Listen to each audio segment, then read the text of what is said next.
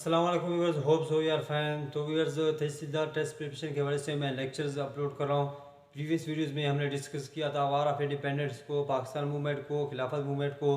तो आज का जो हमारा टॉपिक है वो है right salient features of first constitution of Pakistan. तो व्यूअर्स, अभी तक पाकिस्तान में 3 आइन बन चुके हैं, पहला आइन, दूसरा और तीसरा। व्यूअर्स, हो सकता है कि ये आप लोग के एग्जाम में जो है ना लॉन्ग क्वेश्चन के तौर पर आ जाए, क्योंकि पाकिस्तान स्टडीज़ जो है ना 1857 से लेकर यानी अप टू 2022 हो सकता है कि इसके बारे में आ जाए कि पाकिस्तान का जो पहला आइन था उसके बारे में लिखो। तो यार, चलते चलते इस टॉपिक के आखिर में मैंने जो है ना 4 MCQs और जो है ना 4 शॉर्ट क्वेश्चन बनाए गए। चाहे इस वक्त आप पाकिस्तान में जिस टेस्ट की भी तैयारी कर रहे हो, तो ये पाकिस्तान स्टडीज़ के हवाले से ये जो क्वेश्चन है ये आप लोगों के लिए भी बहुत अहम है। तो आप लोग भी जो है ना, चाहे तहसीलदार की टेस्ट की तैयारी कर रहे हो, CTT की, या जिस टेस्ट की भी तैयारी कर रहे हो, तो आप लोगों के लिए भी ये बहुत ही इम्पोर्टेंट है। तो इसके हवाले से जो है ना 4 शॉर्ट क्वेश्चन है और 4 MCQs हैं जो इस टॉपिक के लास्ट में मैं डिस्कस करूँगा। तो चलिए स्टार्ट करते हैं। तो ये सवाल है हमारे पास, write salient features of first constitution of Pakistan, यानी पाकिस्तान का जो पहला आइन था उसके यानी जो मेन जो फीचर्स थे, जो खसूसियात थे, वो कौन कौन से थे, वो बयान करो। तो व्यूअर्स, यानी इस आइन से पहले पाकिस्तान में कौन सा आइन चल रहा था? तो व्यूअर्स, इससे पहले जो पाकिस्तान में जो आइन था जिससे मुल्क को चलाया जा रहा था वो था 1935 का कॉन्स्टिट्यूशन, जो पहले यानी इंडिया ने बनाया था। उसी के मुताबिक पाकिस्तान को चलाया जा रहा था। उसके बाद फिर यानी जो मुस्लिम लीडर्स थे उन्होंने 1956 में पाकिस्तान का पहला आइन बनाया था। तो इसका पहला पॉइंट ये है। मजीद आप लोगों ने इसके बारे में सर्च करना है, इसको यानी एक लॉन्ग क्वेश्चन बनाए, यहाँ भी तकरीबन 12-13 पॉइंट्स हैं, वो भी आप लोगों ने अपने आंसर के अंदर ज़रूर शामिल करने हैं। इसके जो मेन पॉइंट्स हैं वो मैं आप लोगों के साथ शेयर कर रहा हूँ। मैं आप लोगों को वो यहाँ बहुत ज़्यादा आइडिया दूंगा कि ये आइन किस लिए था, ये किस वजह से बनाया गया था, इसका मेन मकसद क्या था। तो आप लोगों को इसके बारे में काफ़ी आइडिया हो जाएगा, तो आप लोग इसके बारे में आसानी से एक लॉन्ग क्वेश्चन बना सकोगे। तो इसका पहला पॉइंट है, the first constitution of Pakistan was passed on 23 मार्च 1956। तो यही पाकिस्तान का जो पहला आइन पास किया गया, यानी जो पहला आइन मंजूर हुआ नेशनल असेंबली के थ्रू, वो कब हुआ? 23 मार्च 1956 को। यानी 23 मार्च 1956 को पाकिस्तान का पहला आइन बना था। उसके बाद दूसरा पॉइंट है इसका, इट वाज कॉन्सिस्ट 234 आर्टिकल, यानी ये कितने दफात पर मुश्तमिल था? ये 234 दफात पर मुश्तमिल था। ये बहुत ही इंपॉर्टेंट पॉइंट्स है, ये आप लोग लाजमन इनको याद करना। उसके बाद इसका तीसरा पॉइंट है, the president of country must be a Muslim. इसी आइन के तहत ये भी लिखा हुआ था कि जो मुल्क का सदर होगा वो लाजमन जो है ना वो एक मुस्लिम होगा, यानी नॉन मुस्लिम को मुल्क का प्रेसिडेंट नहीं बनाया जा सकता। ये 1956 के आइन में था। उसके बाद इसका चौथा पॉइंट ये था, it was parliamentary form of government.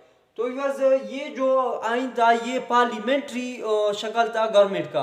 तो पार्लियामेंट्री का क्या मतलब है? पार्लियामेंट्री का मतलब ये है कि जो मुल्क का जो यानी हेड ऑफ स्टेट होगा, यानी रियासत का जो हेड होगा वो प्रेसिडेंट यानी सदर होगा। इसी तरह जो हेड ऑफ गवर्नमेंट होगा, यानी गवर्नमेंट का जो हेड होगा वो PM होगा, प्राइम मिनिस्टर। तो ये पार्लियामेंट्री का मतलब है कि जो हेड ऑफ स्टेट होगा वो जो है ना प्रेसिडेंट होगा, जो हेड ऑफ गवर्नमेंट होगा वो PM होगा।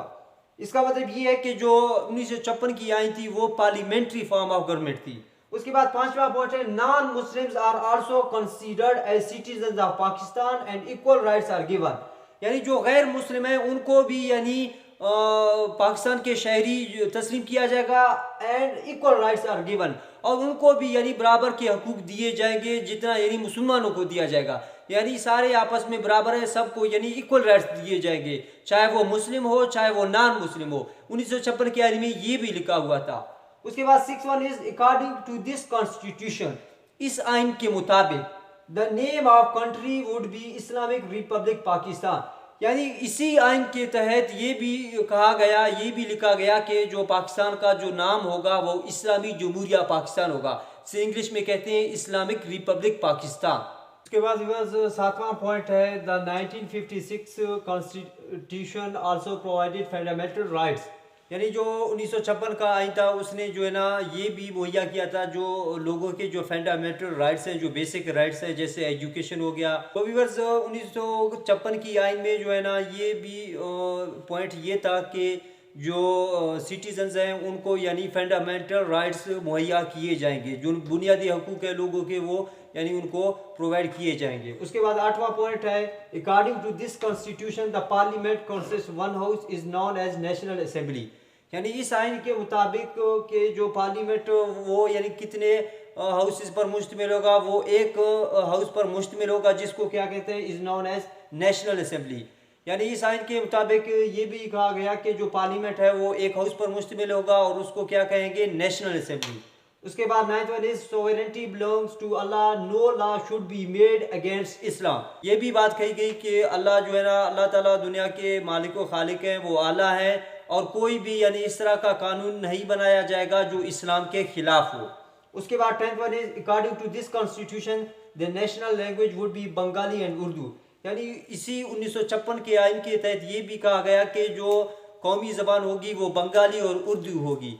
तो व्यूअर्स बंगाली इसलिए कि जो बांग्लादेश था वो भी उस वक़्त पाकिस्तान के साथ था। बाद में जो है ना 1956 के बाद 1971 में बांग्लादेश हमसे जुदा हो गया और जो बांग्लादेश के जो लोग थे वो भी यानी बंगाली उनकी ज़बान थी। तो इसी वजह से इस आइन में ये भी कहा गया कि जो कौमी ज़बान होगी वो बंगाली और उर्दू होगी। उसके बाद 11th one is this constitution also provided independence to courts. यानी ये जो आइन थी इसने ये भी मुहैया किया था क्या यानी आज़ादी मुहैया किया था कोर्ट्स को।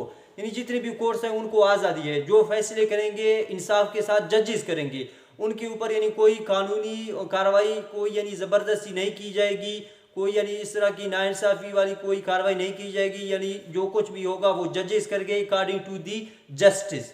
उसके बाद 12th one is In 1958, Ayub Khan imposed martial law and became the head of state. इसी तरह चलते चलते 1956 से यानी 1958 तक 2 साल के बाद अयूब खान ने जो है ना मुल्क के अंदर मार्शल लॉ लगाया और ये जो आइन थी ये कैंसिल हो गई और जो है ना Ayub Khan head of state बन गया।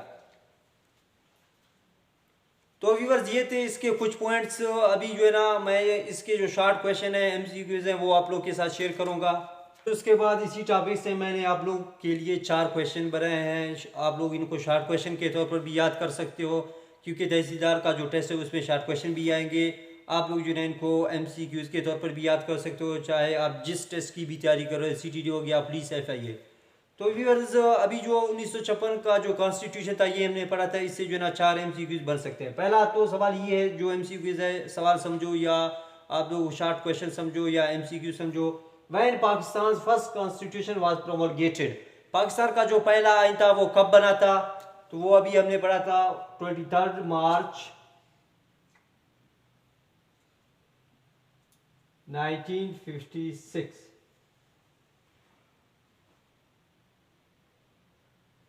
उसके बाद दूसरा सवाल है, यानी पाकिस्तान का पहला आइन कब बना था? 23 मार्च 1956 को बना था। तो जो है ना इसको शॉर्ट क्वेश्चन के तौर पर भी याद कर सकते हो और एक MCQs के तौर पर भी याद कर सकते हो। उसके बाद दूसरा सवाल है, who abrogated first constitution and when? पहला जो आइन था वो किसने कैंसिल किया, किसने खत्म किया और कब किया? अभी हमने पढ़ा था। तो वो किसने किया था? अयूब खान ने किया था। और कब किया था व्यूअर्स? 1958 में। यानी पाकिस्तान का पहला आइन 23 मार्च 1956 को बना था। उसके बाद जो है ना अयूब खान ने उसको कैंसिल किया। कब कैंसिल किया, कब खत्म किया? 1958 को। यानी 1956 की जो आइन थी वो किस टाइप की थी? तो वो हमने पढ़ा था पार्लियामेंट्री।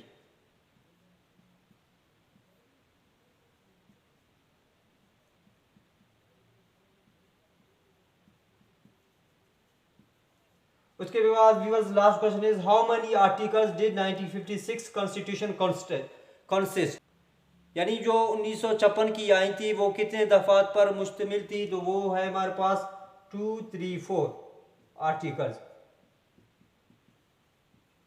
व्यूअर्स ये था आज का टॉपिक। इंशाल्लाह नेक्स्ट वीडियोस में मैं मजीद इस तरह के टॉपिक्स आप लोगों के साथ शेयर करूंगा तहसीलदार के टेस्ट के हवाले से। और जो है ना व्यूअर्स ये जो पाकिस्तान स्टडीज़ के लेक्चर सीरीज चल रहे हैं, आप लोग जो है ना इनको पाकिस्तान के किसी भी टेस्ट के हवाले से इनको जो है ना आप लोग वॉच कर सकते हो अपने नॉलेज के लिए, क्योंकि पाकिस्तान स्टडीज़ सेम है। So see you in next video with a new topic. खुदा हाफिज़।